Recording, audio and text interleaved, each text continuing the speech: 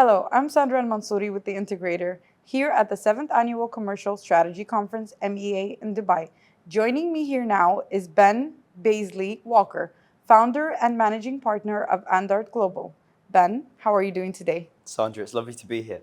Great.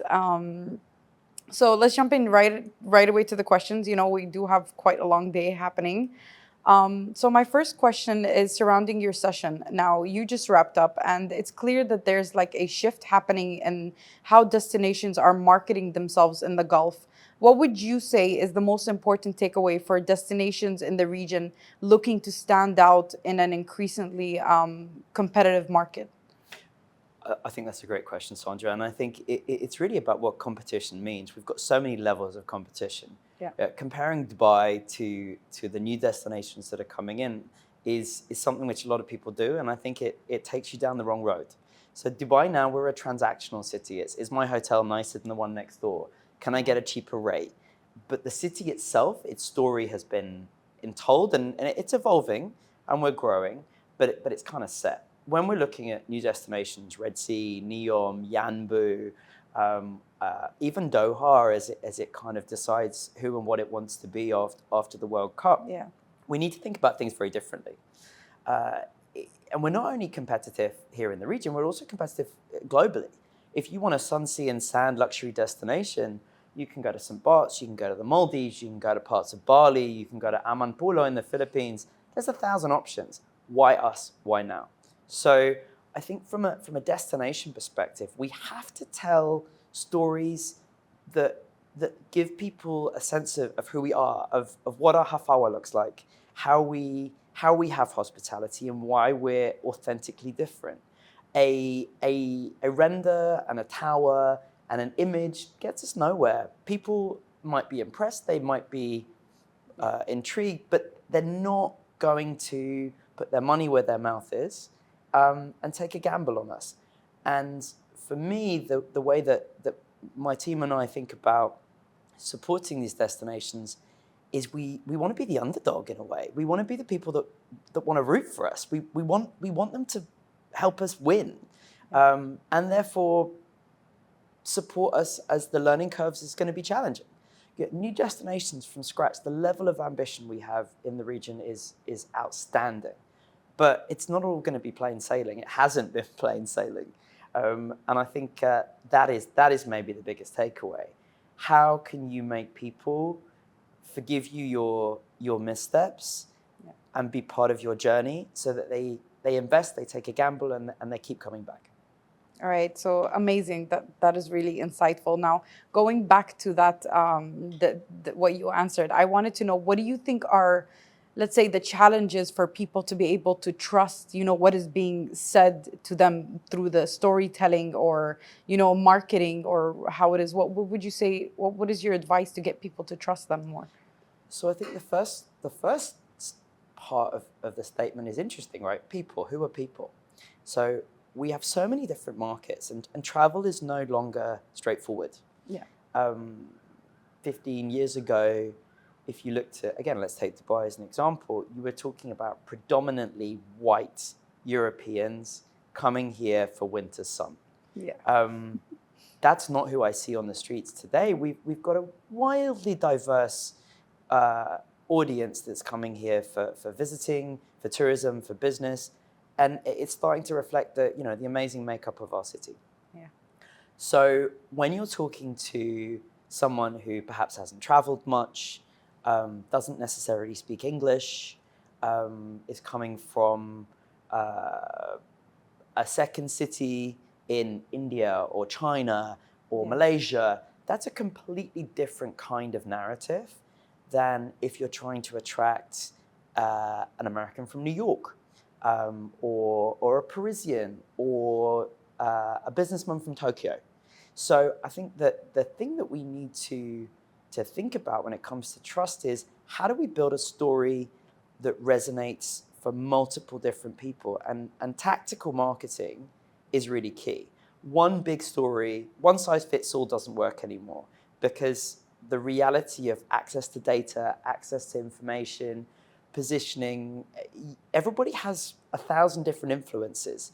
So you can't just do one thing in the way that we used to do. And we did an advertising campaign and it worked out and that was great. You know, one of my favorite experiences that I think really frame that for me is I was visiting a friend who's from a small town in the Polish mountains. Wow. I was there for a wedding. I went and had breakfast, and every single person in the restaurant was Khaliji. And they weren't even Khaliji, they were Emirati, Wow. and they were all from El Ain. Because a while back, there was a campaign that focused on the Polish mountains and this small town. And so they created this loyal following that had resonated. So it was a very strange experience walking into a restaurant in Poland and everybody's wearing kandura. But it shows the value of what those old campaigns did and how successful they were. Now, if those people who didn't have that location loyalty were doing the same thing now, I don't think you would have the same outcome, because people are, where are your friends going? What's on social media? What did I see? What did I have access to? Actually, maybe I want to diversify. My ability to travel is hugely different. The number of airlines, the number of destinations I can connect to are completely different. So I think the story becomes even more important than it was before, because before it was about what options do I have? What can I do? Now I probably have close to unlimited options. I have access to those. And how do I make sure those people think I'm the most exciting option and the one that's gonna be trustworthy and worth supporting? Yeah. All right. I mean, that was honestly a perfect answer. I loved it. So now, jumping to my next question is, you spoke on the asteroid mining case study you shared within the discussion. Now, I want to know, how can this concept be applied to transforming how a destination is perceived by potential visitors? So I think the reality of asteroid mining, and the reason I used it in this example was it is not what you think. I think that's the key thing. Initially, you sit there and you go, space, it's so exciting. Who doesn't want to invest in space? But actually, it's very intimidating and high risk and challenging when you're not thinking about the fact that so many small children, boys and girls, thought they wanted to be an astronaut. When you're the deal team and you're managing a family office, why am I going to put $20 million, $30 million, $40 million into this project rather than something that I can touch, I can feel, or even if I can't do that, that I understand? So what we came up with in that scenario was to say, how do we make space boring? We need to make it feel that we can connect with it, that it's just like everything else, but it has all of that edge that we can do with space. So for us, we built that and we made a campaign around making it a margins business rather than this being a great new world.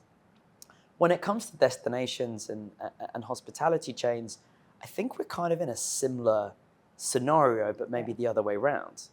It's a Hilton, it's a Marriott, it's an Aman, and that stands on its own merit in new destinations. It doesn't. It has to be part of a more complicated story where people are investing in the destination as well as the property. So I think the learning from that is business as usual doesn't work, and sometimes the straightforwardness of it is challenging. I think the other thing that we also have in the region, which has been evolving dramatically, is the understanding of luxury. What luxury was and what luxury is now is vastly different. Luxury, I think, is become equally complicated. Yeah. It's not straightforward. And that is also about access and choice. Because people travel so much more, because people have hectic days and hectic lives and often are on the road, especially when you're talking about upper income segments, it's a very different picture. So for me, I don't want to stay in a place that is super luxury because a city hotel because it feels like work.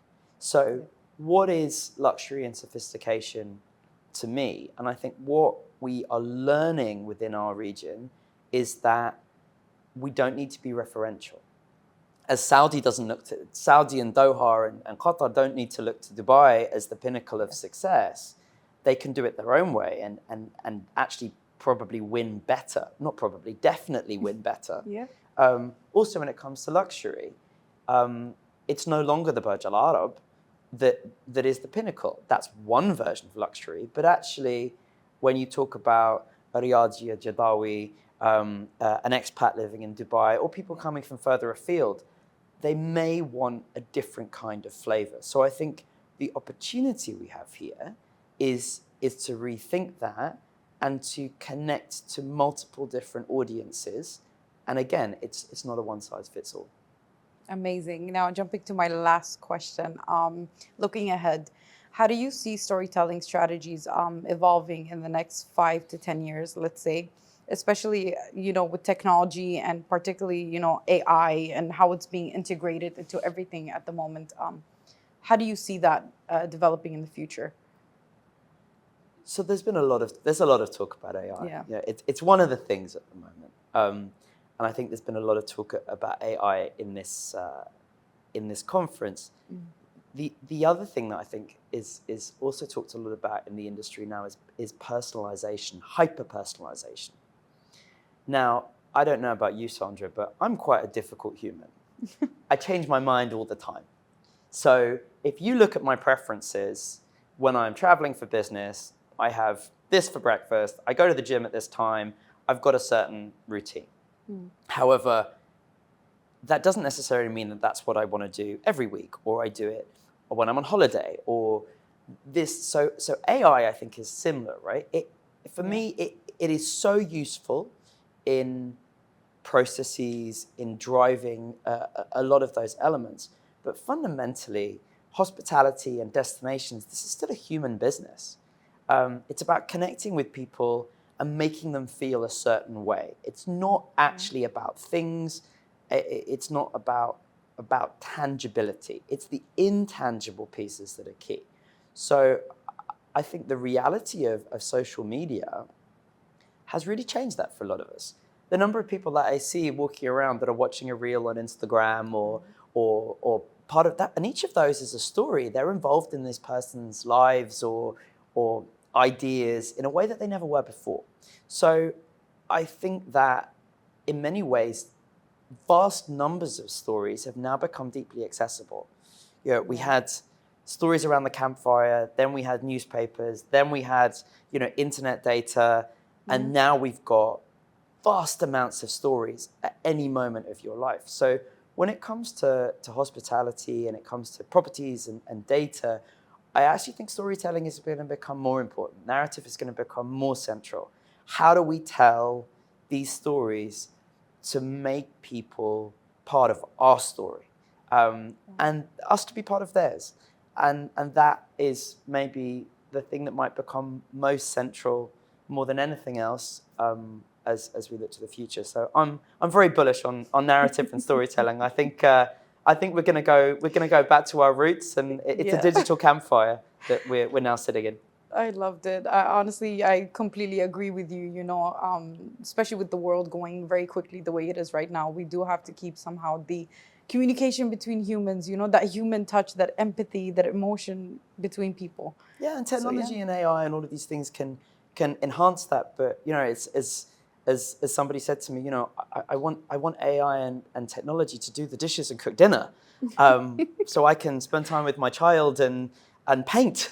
It's about how do we, and in hospitality, it's how do we make all of those processes that take time and take away our ability to connect and relate and engage with our guests, our visitors, even our teams, and make sure that there's more time for that rather than less. So I think it's more people supported by tech rather than people.